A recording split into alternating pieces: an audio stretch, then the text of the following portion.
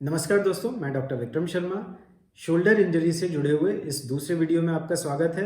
पिछले वीडियो में हम लोगों ने बात किया था कि कंधे में जो एक फर्स्ट डिस्लोकेशन होता है उसे किस तरह से हम लोग पहचान सकते हैं और प्रारंभिक किस तरह से उसका इलाज किया जा सकता है।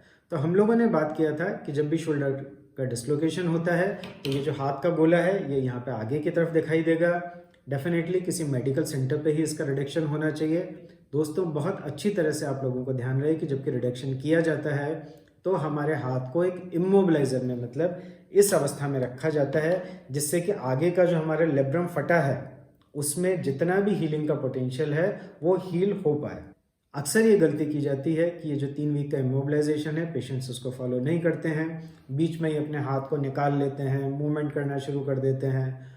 तो दोस्तों, ध्यान रहे, कृपया ध्यान रहे कि यदि आपको बिना ऑपरेशन के हीलिंग का थोड़ा बहुत भी जो गुंजाइश है वो पहली बार में ही संभव हो सकता है। यदि आपने इसको निकाल लिया, मूवमेंट शुरू कर दिए, तो आप ये मान लीजिए कि आपके सर्जरी में लैंड अप होने के चांसेस काफ़ी बढ़ जाते हैं।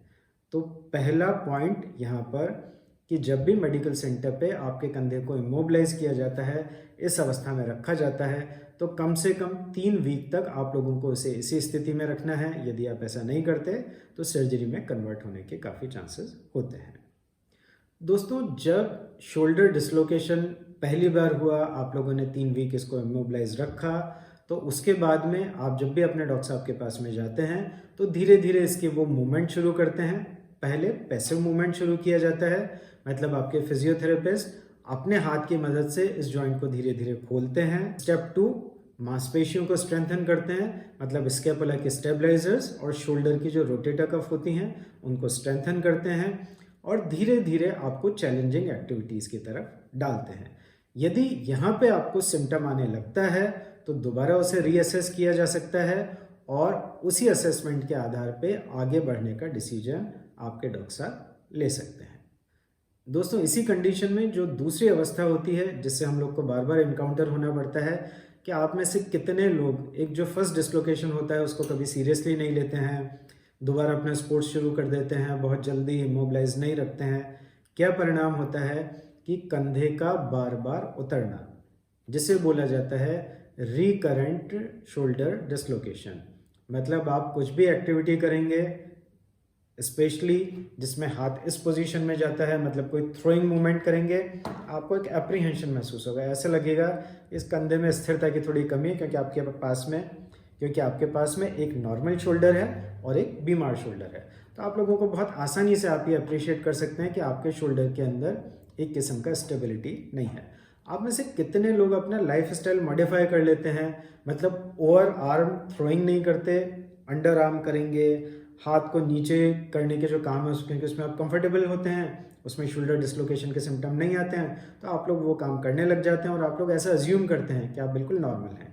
जबकि आपको पता होता है कि जब भी आप किसी चैलेंजिंग एक्टिविटी में जाएंगे जिसमें हाथ ये पोजीशन में जाएगा तो आपको कंधे के निकलने का डर लगता है या कई बार ये निकल सकता है।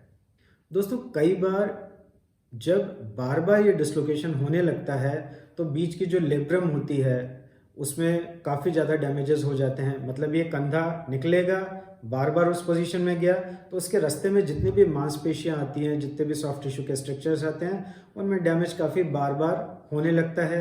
हड्डी के अंदर भी डैमेजेस होने लगते हैं। तो पेशेंट कई बार इस अवस्था में आते हैं कि वो बोलते हैं कि सर हमने तो खुद ही अपना कंधा ऐसे चढ़ा लिया। ध्यान रहे मित्रों, ये एक डेफिनेटली कोई बहुत खुश होने की बात नहीं होती, बल्कि ये एक एडवर्स साइन होता है। मतलब कि आपके हाथ की हड्डी में, कंधे की हड्डी में डैमेजेस होने शुरू हो चुके हैं, लेब्रम में इतने ज़्यादा चेंजेस आ चुके हैं कि जितना आसानी से कंधा उतरता है उतनी ही आसानी से ये वापस चढ़ सकता है। कई बार कुछ लोगों का सोते में ही कंधा उतर जाता है, या फिर आप कार में जा रहे हैं, सीट बेल्ट लगा रखी है, ब्रेक लगाया, शरीर आगे की तरफ गया, कंधा उतर गया। आप बस में या ट्रेन में सफ़र कर रहे हैं, पकड़ रखा है, झटका लगा, कंधा उतर गया। तो ऐसे जो सामान्य दिनचर्या की जो कंडीशंस होती हैं उसमें भी डिस्लोकेशन हमारा शुरू हो जाता है और इस कंडीशन को, जैसा कि हम लोग पहले बात कर चुके हैं, बोला जाता है रिकरेंट शोल्डर डिस्लोकेशन। तो दोस्तों इस तरह से यहाँ तक हम लोगों ने ये समझा कि शोल्डर की एनाटॉमी क्या होती है, शोल्डर का डिस्लोकेशन किस तरीके से होता है, किस तरह से हम उसे पहचान सकते हैं। और यदि आपकी ये अवस्था होती है कि आपका शोल्डर बार बार उतर रहा है तो ये एक अलार्मिंग साइन होता है कि उसके रास्ते में जितनी भी चीज़ें आ रही हैं, मतलब हड्डी और लिब्रम या सॉफ्ट टिश्यू की दूसरी चीज़ों में डैमेजेस काफ़ी एडवांस हो चुके हैं, जो कि एक एडवर्स साइन होता है। अगले वीडियो में हम लोग बात करने जा रहे हैं कि जब भी इस अवस्था में आप अपने डॉक्टर के पास में जाते हैं तो किस तरह से वो आपका क्लिनिकल एग्जामिनेशन करते हैं, कैसे इस डायग्नोसिस को कंफर्म करते हैं, क्या क्या संभावनाएं इसमें हो सकती हैं और किस तरह से इसका इलाज किया जाता है। तो दोस्तों इस वीडियो को देखने का धन्यवाद।